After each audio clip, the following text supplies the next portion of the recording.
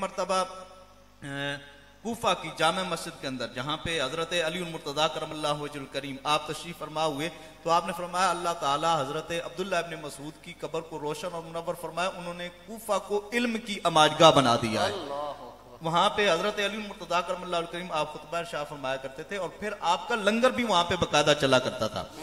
कूफा की जामे मस्जिद के करीब बिल्कुल साथ ही हसनैनी करीमैन उस लंगर का जो चार्ज था वो संभाला करते थे। एक बुजुर्ग आदमी आया, उसने आके मस्जिद के अंदर नमाज पढ़ी।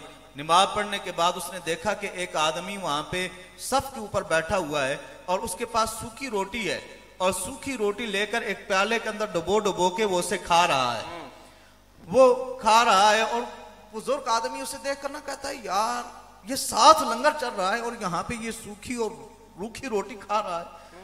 वो बुजुर्ग आदमी नमाज पढ़ के जाता है, हसनैनी करीमैन से जाके शिकायत करता है, तुम्हारा लंगर कैसा है? मैं इतने दूर से चल के आया हूं, आपके लंगर का मैंने शोरा सुना है, लेकिन ये साथ मस्जिद है, मस्जिद में एक आदमी बैठ के सूखी रोटी वो पानी के अंदर डुबो के खा रहा है, इस लंगर के चलाने का क्या फायदा?